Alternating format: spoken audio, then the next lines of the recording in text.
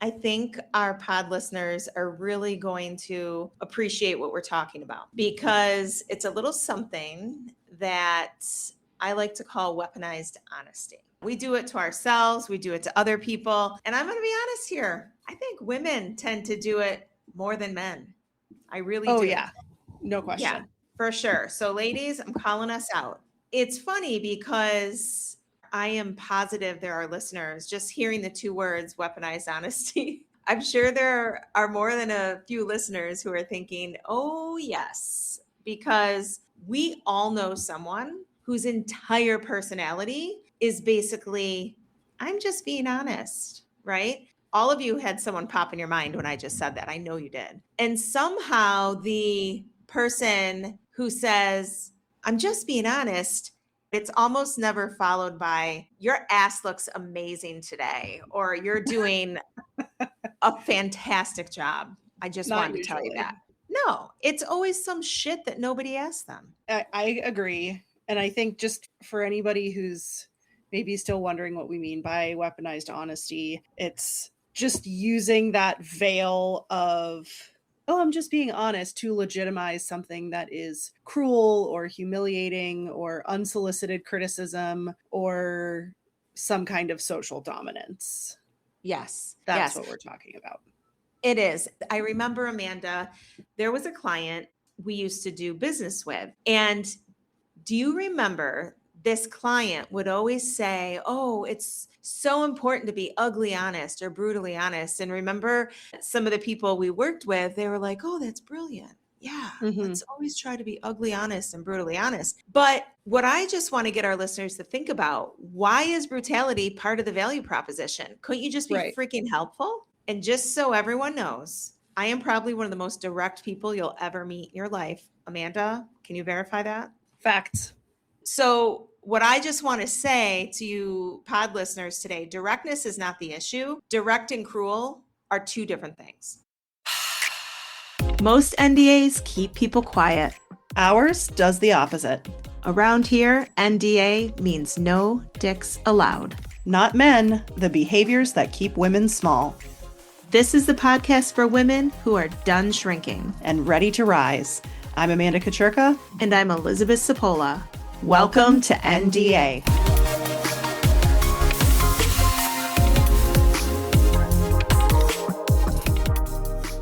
So part of the reason that we picked this topic today was because Elizabeth actually had an experience with this recently. And so Elizabeth, why don't you start by telling us a little bit about what happened? Absolutely. What I'm going to share with you is something that happened to me at this point, maybe a little over a week ago. My husband and I, we went with some very close friends to a wedding. And obviously, whenever anyone goes to a wedding, you try really hard to look your best. And this particular wedding was a very, very formal black tie event. So we went really extra to try to look our best.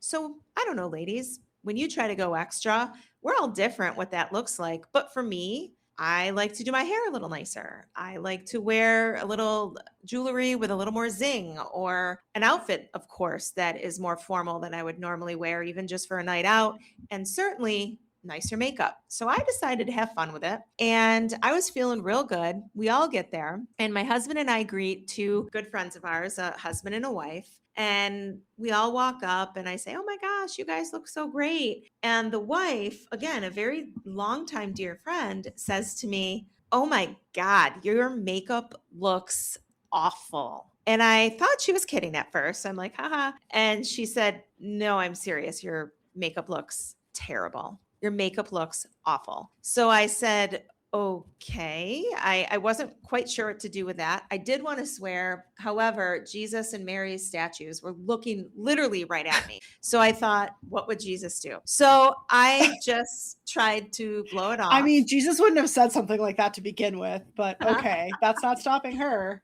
No, it wasn't. But I didn't want to cause a scene in the back of a church 20 minutes before a wedding ceremony, right? So I said, okay, I hear you.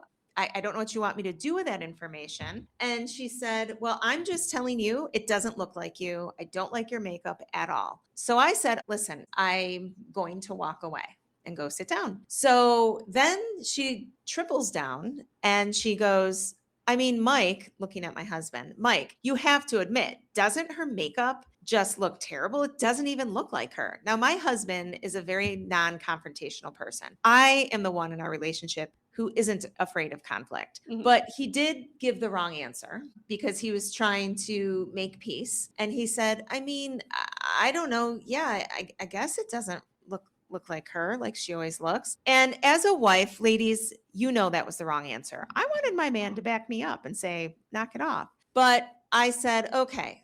I told them I'm going to go sit down. I was seething the entire ceremony. Fast forward, after the ceremony, we got back together with these same friends maybe an hour before we went to the reception for the cocktail hour just to have a drink at a local place. And my husband said about 15 minutes after we got there and we're visiting, he said to my friend, I just want you to know you really, really hurt my wife's feelings. I don't know if you realize how much you offended her with what you said about her makeup. So this was the chance, I'm thinking, that my friend could say, oh my gosh, I'm so sorry. Don't know what I was thinking, because now hours have passed. But no, she said, oh my God, are you serious, Elizabeth?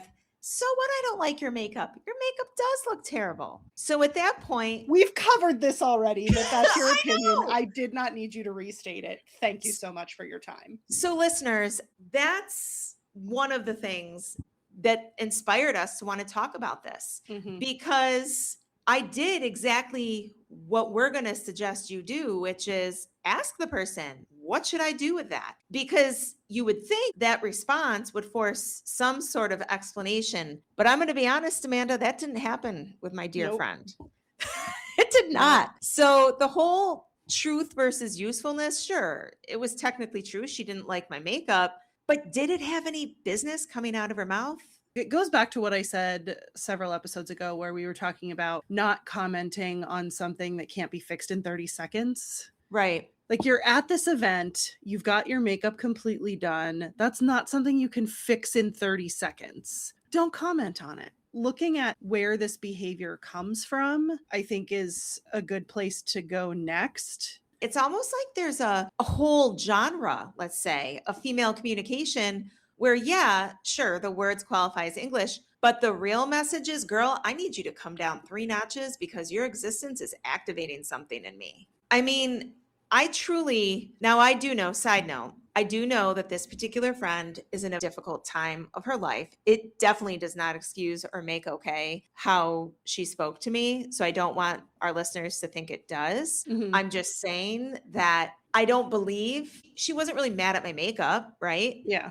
There was something about the way I looked, right, that bumped into something that was going on in her mind. So I don't know. Do you agree that it wasn't about my makeup? Yeah, I don't think it was about your makeup. There's a social hierarchy thing there too. Gossip and judgment functioning as social currency. So that's like a strange bonding mechanism that exists, I think, especially among women, which is super, super destructive. And then I think there's personal history too, can factor in sometimes, where some people just grew up in families where criticism was framed as love, preparation, or protection. True. So it can come from a lot of places. So you and I have no idea what was going on behind the curtains in her mind as far as what prompted that. But was it likely just coming from a place of, I don't like your makeup, so I'm going to be really adamantly opposed to it verbally? Right. I doubt it. I do too, because again, I just want our listeners to know, I'm going to repeat it. The way I described the story, you truly would think I looked like Gene Simmons from Kiss or something. But truly, it was not provocative. Even if it was. That's true, Amanda. Still not her business to comment. No, thank you. You can show up in the world however feels most natural to you and whatever makes you happy. That does not entitle other people to make comments about it. Yes. Period. Absolutely. I have something that is another hot button statement of mine. This statement is something that I know before I decided to just walk away for my own mental health and well-being for my family of origin a few years back. This is something that was always said to me. And that is, and this goes into weaponized honesty, you've changed. Mm-hmm. So it would be delivered like a concern, but it was, I promise you, it was an insult. In my eyes, it's like, well, I freaking hope I changed. At this point, I'm 49 years old. And if I'm still operating exactly like I did when I was 25, then I should hope that someone stages an intervention, right? Yeah, I've changed. My life has changed. My kids are adults. I've left jobs. I've built things. I've lost things. I've survived things. I figured out some things the hard way and still am, by the way. So, of course, I changed. So, for anyone who's dealing with that from anyone in your life, any of our listeners, I believe that you've changed. I know this is what it meant, at least with my family of origin. What it really meant was you no longer behave in the way that's most convenient for me. Mm-hmm. I don't know. What are your thoughts about that, Yes, Amanda? I agree. We prioritize so much of what other people's expectations are in our formative years. And then once we start coming into our own, the people who took advantage of that previous behavior really start to push back. And I actually had a boyfriend that I dated long before I met my husband who said that to me at one point. I Really? had taken this job and it was my first job out of college. And so it was brand new work team and I was out in the real world. And he made a comment to me about, you've really changed. This job has really changed you. Like it was negative. And sure, there were some things that came out of that job that weren't positive in my evolution as a human, but there were a lot of good things. And the things that he was commenting on were specifically the things that I felt were me coming into my own and starting to realize who I was as a person. So he was uncomfortable because you were no longer playing the role that he assigned to you.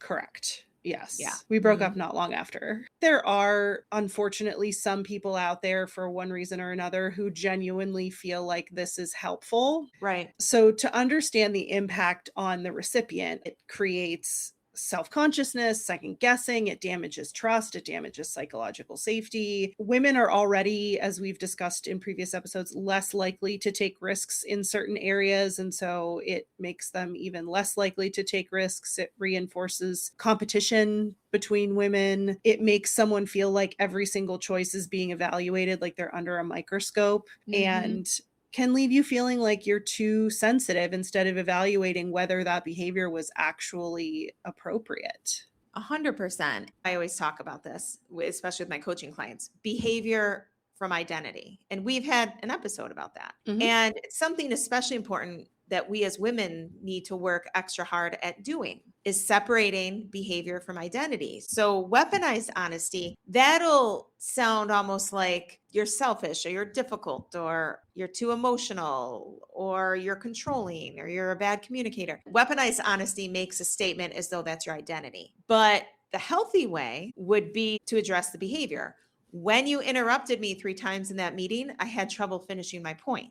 Or when the deadline changed without anyone telling me, I felt blindsided. Do you see what I'm saying? Yes. So those are 2 completely different conversations. Weaponized honesty attacks who you are, but the other addresses what happened. So I always and like how to you say, felt about it. Exactly. The difference there is you're taking ownership of how that situation made you feel. Yes. As the person delivering the feedback. So you're owning, hey, when you did X, I felt Y. Yes. Instead of placing 100% of the blame on the other person, I hate your makeup. Right. Exactly. I tell people all the time that I work with, if you want someone to change something, give them something they can freaking change, right? Right. So if someone were to say you're intimidating, that's useless.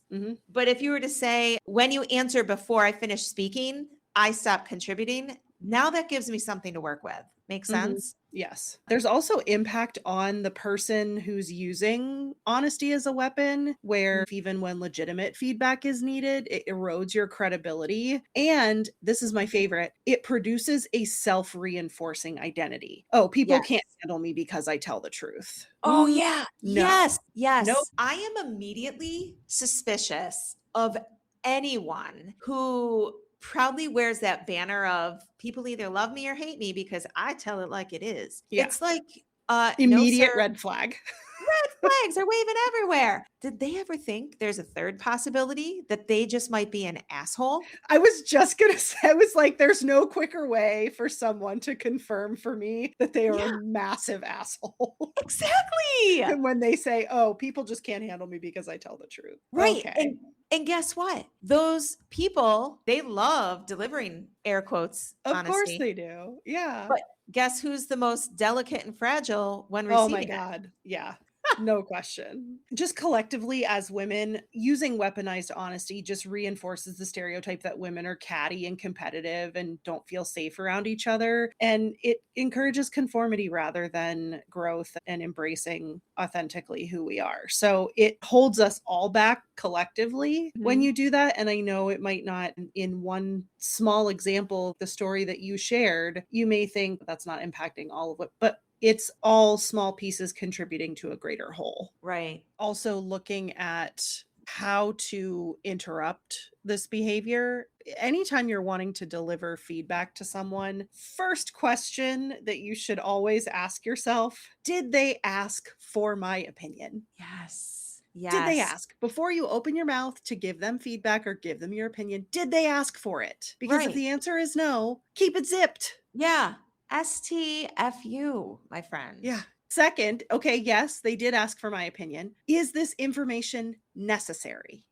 Yes. Is it really necessary, or is it just you sharing your opinion that is following up to the third question, not actionable? So is Right. it necessary and actionable? Can they do something about it? Right. I'm going to add, can they do something about it within 30 seconds if it's appearance related? Right. Because if the answer is no, keep it zipped. Yeah, exactly. Also, is it the right time and place for me to say something like this? So, Mm, yes, they asked for my feedback. Yes, it's actionable, but is it the right time and place for this to happen? Is it right. something that they asked me for feedback on in front of a group of people? And I have feedback that I want to give them, and it is actionable, but it's not appropriate to give it in front of other people. Yes. Just setting some time outside away from the group. Yeah. This is especially applicable in a work setting. Yes. Honesty does not require immediacy, right? No, Just because something might be true right now, it doesn't need to be said right now. correct. Sometimes you're just activated or embarrassed or Mhm. pissed or jealous, or your nervous system has basically grabbed the microphone. And that's not the moment to launch Nope. your TED talk on someone else's shortcomings. I think also, are you the appropriate person to give that feedback? Is another thing to keep in mind. Is this more Mhm. appropriate coming from their supervisor, from their spouse, from whomever? Because if that's the case, and you also don't need to go tell that person what your feedback is and be like, hey, can you tell so and so that I think blah, blah, blah, but make it come from you? Don't do that either. Right. That's not okay Right. either. What about the people who love to try to use this loophole? Women do this, especially. Again, women friendships. I'm only saying this because I care. Does caring automatically make criticism useful? In Like you my said, mind, it yeah, makes it worse. it Saying does. that makes it worse because now you're packaging weaponized honesty as caring. So, what are we teaching each other about what true care for another human being looks like? For sure. Yes. 9 times out of 10, it's about preference, right? Right. Like if someone says, I don't like tattoos. Okay. Amanda and I both have, well, I only have one right now, but Amanda has a lot of beautiful tattoos, right? Thank you. Okay. That's your preference. Or I would never send my kid away to college that far. Okay. That's your preference. Mhm. Or I preferred to stay home the whole time I was raising my kids, so I didn't miss anything. Okay, that's your fucking preference. Mhm. Fantastic news. Clearly, Yep. this is triggering No, something in me today.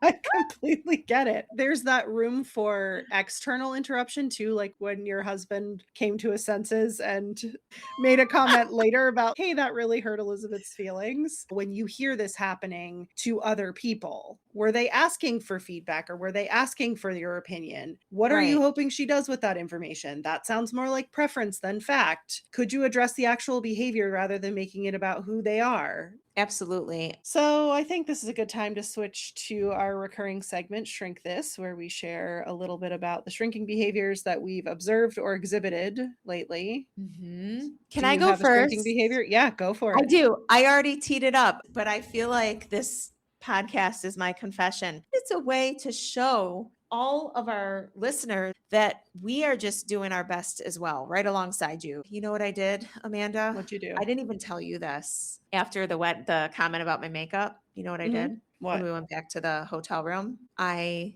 took some of it off my eye makeup. I did. And my No. husband, he's so cute. Obviously, he knows what I do for a living and he knows about the whole shrinking behavior thing from our podcast. And he was standing behind me. He's like, "What are you doing? That's shrinking behavior. Stop." He's like, "That's not the Elizabeth I know. What are you doing?" So there, I just confessed. I'm I'm so sorry, listeners. sad. I'm really sorry, listeners. I feel like I'm letting everyone down. No, like we said, we share these because we're learning, but that makes me sad because your makeup did look Yeah. really nice. Yeah. And also for any woman who, or person for that matter, who does makeup regularly and like full glam makeup, that shit takes a lot of time. It does. So for you to like go back and edit after that, oh my God, girl, I would did. never I'd be like, nope, this is my face. Deal with it. Yeah. So there's my shrinking behavior. I don't like it. I know. I mean, I like that you recognized it, but I don't like that you. And there was even someone actively staging an intervention and I was still shrinking. So I don't know. We could unpack that some other time. We could. So, my shrinking behavior, this is a series of moments, a pattern of behavior, if you will, versus something I've just done one time and caught myself. I have recently noticed that when I'm speaking to men in particular, I find myself speaking louder, interrupting. Like, ultimately, what it boils down to is trying to make sure that I'm heard. Yes. And understood. And my husband and I were talking about something recently, and I got a little heated. And I realized as I was talking about it with my therapist afterward, she was like, "Did you feel heard and understood in that moment?" And I thought for a second and I said, "No, I didn't." She said, "Okay." So now we're going through the exercise of thinking back to different male figures in my life who have created a pattern for me of not feeling heard and understood, and why that's resulting in like an automatic response from me, especially if I start to get emotionally charged in any way. Okay. Right. That I like completely lose sight of my rational brain and start reaching for all of the emotional tools. Oh, yeah. We talked about it when I was discussing my daughter, how she was getting loud and Yes. yelling when we were talking about political viewpoints. Yep. Yeah. It's something that I definitely want to do a deeper dive into, but it's noticing that this is a pattern for me. Right. So I'm at the early stages of trying to do something about correcting my shrinking behavior. I've never heard you get real loud or anything. You're also not a man. Thanks. Thanks for the reminder. Well, but I've and that's seen you working with men who are very obnoxious and misogynistic, and I've never seen you behave that way. I will get more emotional the better that I know the person. Okay. So I will like try to keep it under control as much as I can. But unfortunately, a lot of times, as we've also discussed on a previous episode, what happens with me when I bottle my emotions too much. Oh, yeah. She's an angry crier, folks. Then I start crying. Yes. So it's just a bad situation. There's no winner here. This is a lose-lose completely for me. So I definitely need to do something about it. So this is a shrinking behavior awareness situation. I haven't found the solution yet. So update on a later episode when I actually find a solution and figure out what the hell I'm going to do about this. All right. I'm here for it. Do you mind if I kind of tie up a few points that I wanted to make today? I would love it. It's really important to Amanda and I that we don't want any of our listeners to think that the point of today's episode is that you should stop being honest, because that would destroy the entire podcast. And God knows we would never advocate for that, right? No. How I would actually like to pose it is that we need more honesty, but real honesty, not the you're selfish. Real honesty might be, I really miss you, or not you think you're better than everybody. Real honesty might look like, I feel insecure around you. not you've changed. Real honesty might be, I'm scared our relationship is changing. And last but not least, using myself as an example, not you're too much, which I've heard so often. Real honesty might be, sometimes your intensity overwhelms me and I don't know how to jump into the conversation. And that's literally something my husband has said when we're out in a social environment, and that gives me something to work with. So maybe the opposite, Amanda, of weaponized honesty isn't being nicer. Maybe it's being honest enough to say the thing underneath the thing. Yeah. It's being okay with talking about how someone's behavior made you feel and owning your part in the situation instead of placing all of the blame on someone else. Yes. And ladies, if you're listening and you're in a friendship or romantic relationship or familial relationship where you find that the person always gives you a 1-2 punch verbally and then says, I care about you. Or just kidding. Or just kidding. That is not healthy. That is not okay. And that's a relationship that, if it's going to continue that way, is not worth your time and energy. Definitely not. Definitely not.